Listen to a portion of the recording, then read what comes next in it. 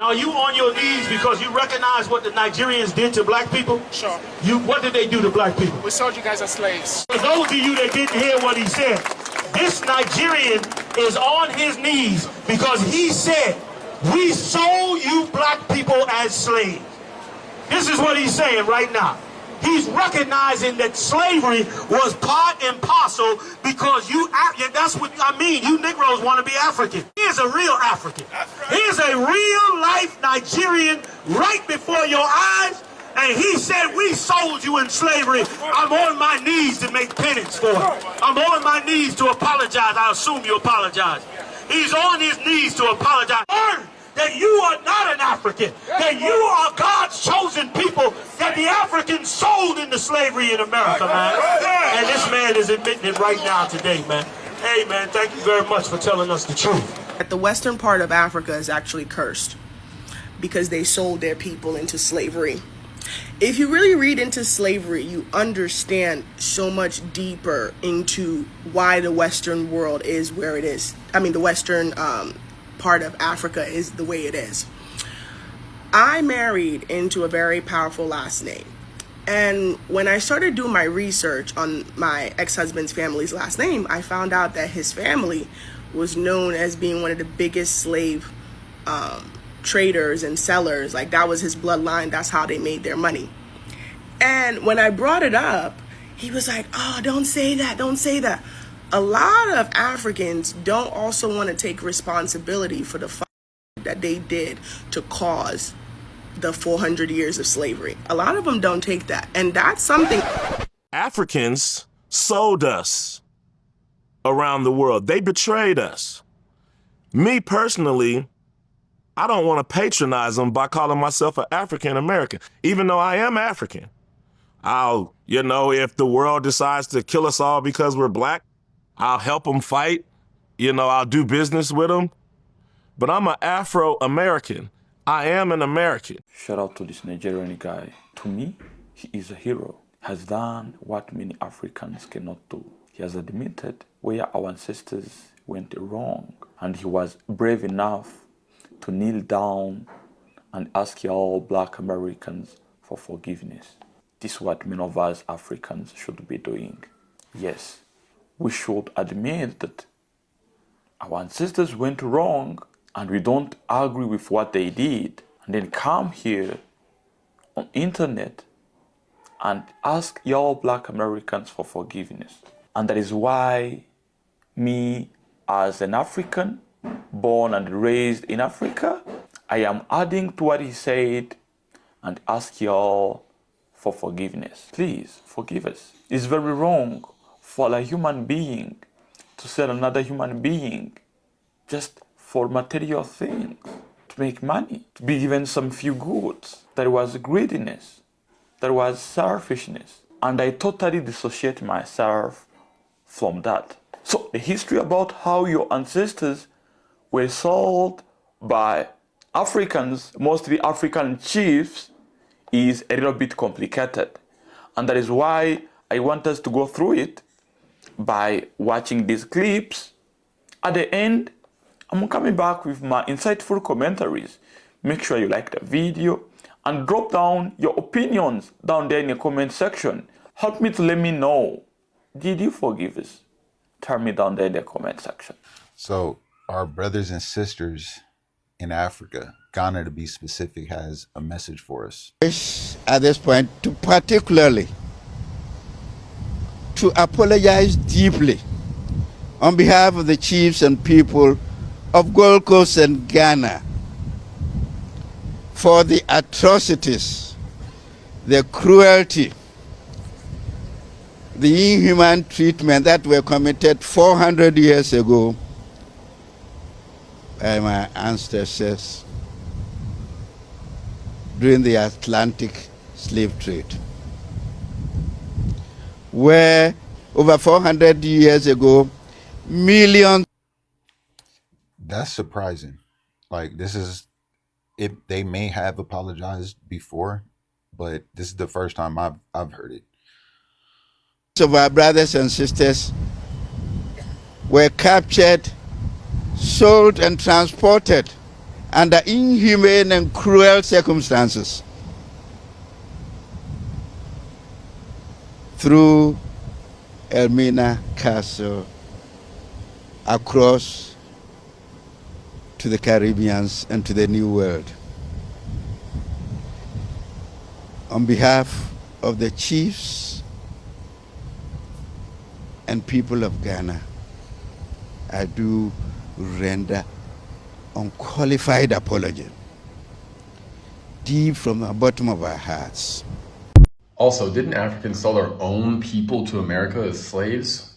Yes, but Africans at that time didn't really view themselves as one people, right? So for the same reasons that Germans and the French don't view themselves as the same people, Africans at that time did not view themselves as the same people. I'm not even sure if they knew there were other races of people. So with that being said, right, they were capturing each other, enslaving each other, or capturing each other and selling them to other people for different types of goods. Now, does it make it right? No. Is there an excuse for it? No. Do many Black Americans a day want to just nicely gloss over that like that never happened? Yes. And again, so many people in today's society want to act as if white people were the only people to do anything bad ever, and that's not the truth. So for educational purposes, let's go through some history. Okay, so for starters, we all know what happened in Germany. We all know who did it, Germans. Okay, but what about the Armenian genocide in 1915 and 1923? Or the Rwandan genocide in 1994? Or the Cambodian genocide in 1975? Well, really, it was between 1975 and 1979. My point is, every race of people seemingly have done terrible things. So I do not understand why we only want to act like white people were the only people to ever do anything, because all you got to do is pick up a history book or Google some stuff and you will see that it's not even close to true. And I just gave you a couple examples. There are probably hundreds of them. So again, let's realize that all races of people have done bad things, and let's move on and let's start building our lives together. It's not that difficult. I don't know why so many people want to complicate it and turn things that don't need to be issues into issues. Okay, and also go back to the beginning of the video when I was talking about Africans not viewing themselves as the same people.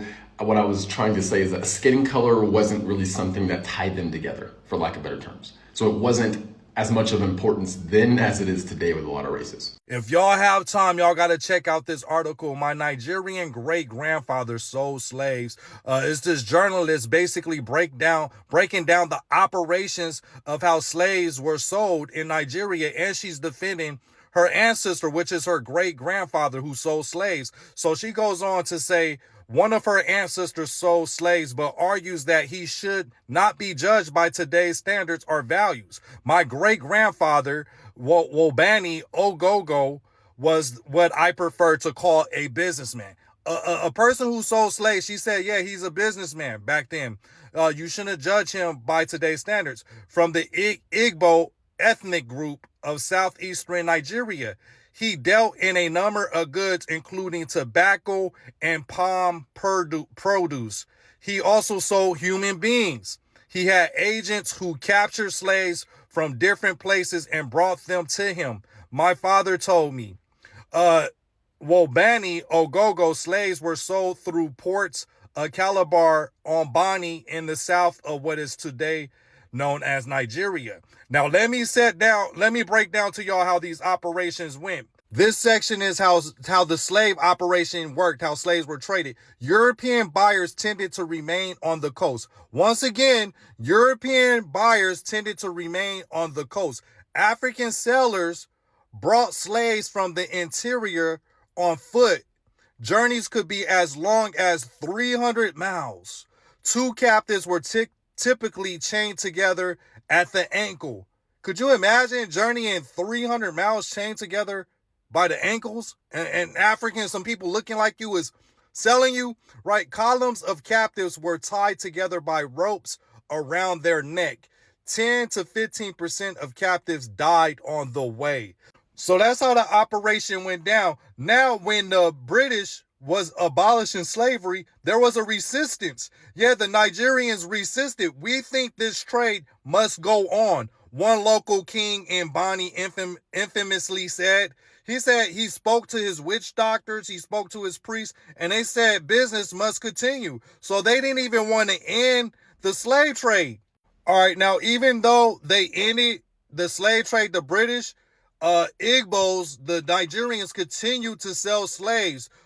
into the late 1940s and early 1950s as one of the best kept secrets of the British colonial administration. While the international trade ended, the local trade continued. The government was aware of the fact that the coastal chiefs and major coastal traders had continued to buy slaves from the interior, wrote Afigbo in the Abolish of the Slave Trade in Southern Nigeria, 1885 to 1950.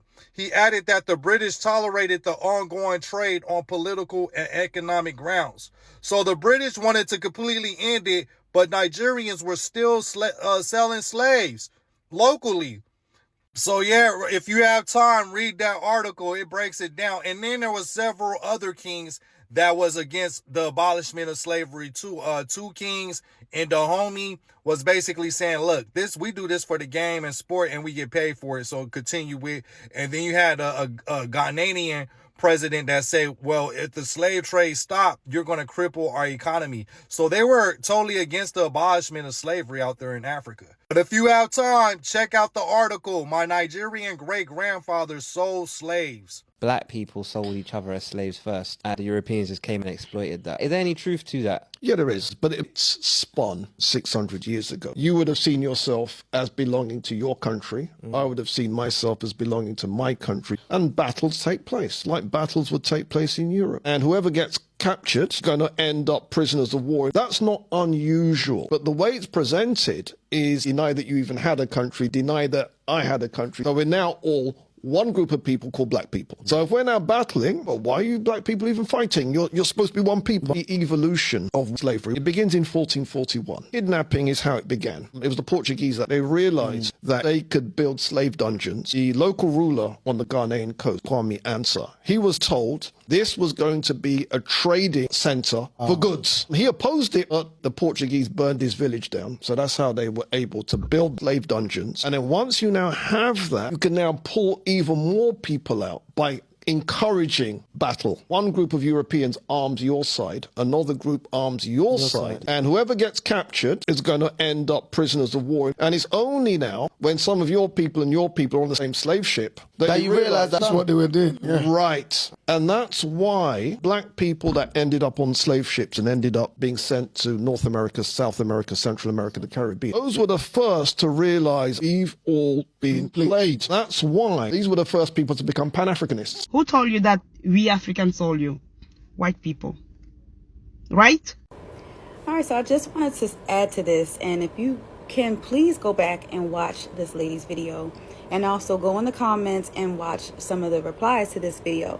But it is very, very true that they do not know. I visited Ghana earlier this year, and I plan to go to some other countries in Africa next year. But while I was there, I did the tour of Cape Coast, and this is me at the door of no return, which is now on the opposite side, the door of return. Now, while I was on this tour, there were some people of Ghana who were there, and they were also oblivious to what actually happened in that castle. At the end of the tour, a lot of them were asking, well, how come African Americans don't know their name? Why don't they still know their language? They really don't know what happened to people once they went inside this castle. They, as another creator said, that, they didn't know that they were going to take their minds. They thought that these people were going to be taken into indentured labor or servitude, and that they would, maybe be able to come back. But unbeknownst to them, these people were kidnapped.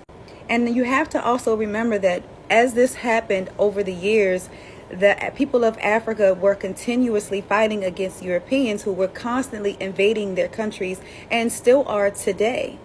If you look into some history of countries like Mauritania, you'll see that slavery actually just ended there in 2018. They have situations going on there, just like the George Floyd and Freddie Gray situation we have in the United States. They're having those situations there today. There are also countries like in Eastern Africa who are right now being invaded for things like cobalt. So when did they actually have time to worry about people of the diaspora who were stolen from their land? And that when I went there, that actually released my bitterness of the situation, to be honest with you. And I still had some type of feelings. I did feel as if I wasn't accepted or I didn't belong there.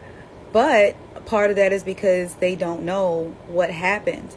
And so we're sitting there believing the stories that were given to us and not knowing what the truth is. And they're also in Africa and all over the continent. There's a lot of propaganda as well as to who African American people are in America and how we treat each other. They believe that we kill each other, that we all, want the highest fashion. And so some of them actually are mocking this over there.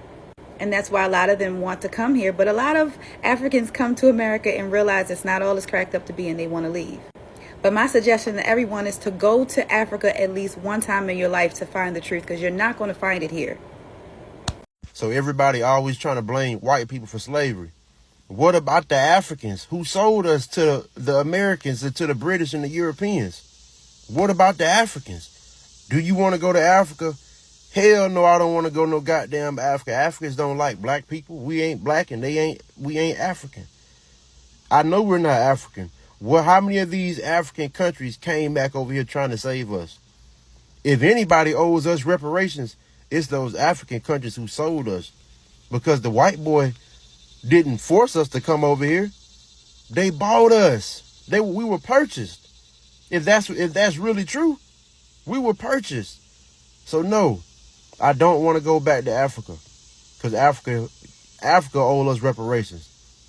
Africans sold black people into slavery and now they're asking for reparations. But is that the whole story? Hi, my name is Jax and I just wrote a Substack article called Africans Sold You As They Were Told To on Ghana going to the UN for all of us and who actually profited from the slave trade. On March 25th, 2026, Ghana brought a resolution to the United Nations General Assembly. Before we go into things, it's important to understand what the United Nations General Assembly is. General Assembly is the main room where all 193 member states get one vote. It's the closest thing we have to a international government. Think of resolutions like bills, except resolutions in the General Assembly are not legally binding, meaning the United Nations cannot force a country to enforce a law, arrest somebody, or actually act on what is passed. So what's the point? Purpose of these resolutions is to show that there is a global consensus. They get cited in legal documents. They become the foundation for future enforceable agreements. Ghana asked for the international community to formally declare the transatlantic slave trade as the gravest crime against humanity. 123 countries voted yes, so the resolution was passed. 3 countries voted no, which was United States, Israel, Argentina, and the entire EU abstained to vote, including the United Kingdom. Are we shocked? I don't expect countries who've built their wealth off the back of Africans to admit that they've aided to the gravest crime committed against humanity. I want to more so talk about what's going on in the diaspora. Why are people upset at Ghana being the country to lead this conversation about reparations when Africans sold black people into slavery? The transatlantic slave trade definitely was successful in part due to the participation of African leaders and traders. I'm not a revisionist of history. That did happen. What we're missing is the socioeconomic context of why they had to do it. During that time, Ghana, Nigeria, Cameroon, Senegal, these countries didn't exist. African countries were created in the 20th century during the Berlin Conference when European nations met together, split up Africa, gave them names, and basically decided what was theirs and created countries. Before that, kingdoms and ethnic confederacies existed. Shanti, Dahomey, Congo, etc. The framing of African countries participated in the slave trade is completely off and it distorts what actually happened. In doing that, you're actually retroactively punishing African countries for committing crimes before they even existed. Pan-African shared sense of identity did not exist, so they were strangers to each other with competing kingdoms. When Europeans arrived, they introduced this little thing called guns. The Europeans would go from tribe to tribe, pitting people against each other, arming people with guns, and the price they had to pay for these guns was Africans. Europeans shifted the power balance and single-handedly changed the socioeconomic environment.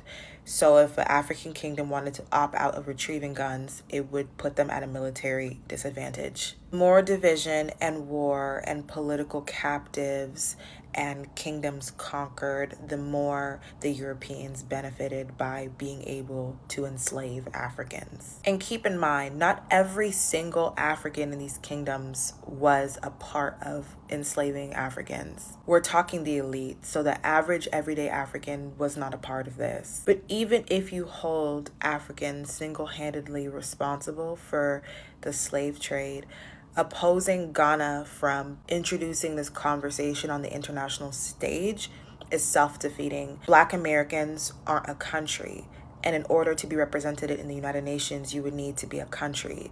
And the United States isn't going to represent them on the global stage when it comes to reparations. They voted no. So your best bet would to be an African or Caribbean country. And if you read the resolution, Ghana advocated for a collaborative international solution for all descendants that came from the slave trade, period. They advocated for all artifacts and documents to be returned. They advocated for an apology. They advocated for all of us. Not only that, Ghana is one of the African countries that in the last 20 years have been making immense strides in providing citizenship, business opportunities, and Pan-African movement between Africans in the diaspora and continental Africa. If it was any country to do it, it would be them. Talking point on Africa should not advocate for reparations is just doing the colonizers, the West, it's doing their work for them. They don't have to deny it for us because we're denying it for ourselves. Africa's pain and diaspora's pain come from the same place. When the ship left and took an enslaved African with it, it left a family member behind. When the ships left and took Africans to do labor somewhere else, a labor market to build the kingdoms and the countries that they're from also were taken. Always think about who built the system and who benefits from the system. I hate diaspora wars. I hate oppression Olympics. I don't know why we're doing this. Everybody should just read. The link to my Substack is in my bio, and I posted the full article on my page. Big ups to Ghana. Thank you guys. You have Africans in here today talking about expressions of slavery. Slavery in America happened to us, Black Americans, not them. In fact, the Africans of today don't even associate themselves with Black Americans. They don't even associate themselves with us. In their little minds, they think they're superior to us. So for them to come over here and think that they should be getting some type of rights and in the conversation of slavery, it's a straight up insult. Now what you all are trying to do is bring them in on this immigration jump. That's what y'all trying to do. You're trying to bring them in on this immigration jump when you know doggone well the conversation of slavery is not behind Black immigrants of today. It's behind Black Americans. And you all have yet to address that issue. And you, Sanchez, Rodriguez Sanchez, you won't even give me the dignity of talking about the hate crime bill for Black people that I was trying to get going. And you're gonna have the audacity to try to bring them in here and try to front like you trying to do something for Black people. They not Black Americans. But we're not gonna waste our time in here. The real fight is gonna be taking place federally. So whatever y'all think y'all gonna do today, it's just a matter of time, it's gonna get undone. Before y'all get real comfortable, don't unpack your clothes, because you're gonna get sent back. You better check that paperwork, because if it ain't right, ICE coming to get y'all too. You, I don't care if your skin is black. You don't get to come over here and ride the Black American wagon for something that you think you're gonna get. Don't look at that clock like you rushing me, because I'm gonna see you in a form much bigger than this, in a form that's gonna be bigger than 3 minutes. You can believe that. And anything you think that you're gonna do today, it's gonna get undone. Africans are not Black Americans. The slave trade was on us, not them. They don't even associate with us. Don't play no games with black people. That's why the Democrat Party in trouble right now, messing with black people. Not them. Not them. We got the power in America. You better understand that. Why? Brothers and sisters, one thing that I want y'all to understand is that not all Africans are ignorant about your history. Not all Africans disrespect black Americans. Not all Africans look down on black Americans. There are many Africans, including me, including that Nigerian guy at the beginning, who understand your history, who understand what you went through, who understand what our ancestors did wrong, and we are ready to make some changes. This is why we're making videos like this. This is why we're trying to unlearn all the myths, all the narratives that we were fed about your black Americans. There are many videos of Africans asking y'all black Americans to forgive them. There is a video of the president of Uganda, President Yoweri Kaguta Museveni, begging y'all black Americans to forgive our ancestors. You watch the video, I guess it was the second clip. It's a video of a Ghanaian chief. Ghana is a country in West Africa, admitting where our ancestors went wrong. And in his speech, he said that they're ready to make changes. Yes, they're ready to make changes. And then you hear some people denying the fact that Africans sold black Americans. This is a proof about it. There are many black Americans who were not sold, who were captured by force by those white colonizers. That is also true. But we cannot skip the part where African chiefs at that time were selling prisoners of wars. Here is how it was being done, brothers and sisters. You see, at that time, there was nothing like Africa. Africa was not a continent like how it is. There were no current modern countries in Africa. These borders that we're seeing in Africa, they were not there. So we had kingdoms, we had empires at that time, and each and every kingdom was constantly trying to expand its territories. And the way they were expanding their territories, they were fighting and conquer other neighboring kingdoms. Through those fights, they could capture people, soldiers, prisoners of wars, who would be captured and then be held into captive by those Africans. Now, when these colonizers would come to look for slaves, these African chiefs would take those prisoners of wars and sell them to these colonizers. You've got to understand that. Many of these Europeans didn't even enter into Africa. Like, they could just sail across the Atlantic and then remain at the coast. And then these African leaders would transport those slaves, take them to the coast where those colonizers were, and then sell them. They would exchange them with money, guns, clothes, mirrors, and many other different material things. And another thing that I want you all to understand is that at that time, Africa was not a united continent of people with the same values, with the same beliefs, with the same language. No, it wasn't like that. People at that time were not united by their skin color. They've got other many things that would make them different. They had different language, they had different cultures, they had different traditions. In fact, neighboring kingdoms and empires saw each other as enemies. And that is why for them to sell these slaves, it wasn't considered as something bad. They were just selling prisoners of wars. That is what I want y'all black Americans to understand. But whatever ways they sold those people, maybe it was due to ignorance. They didn't know what these people were going to do in America. But that does not make it valid to sell your own people.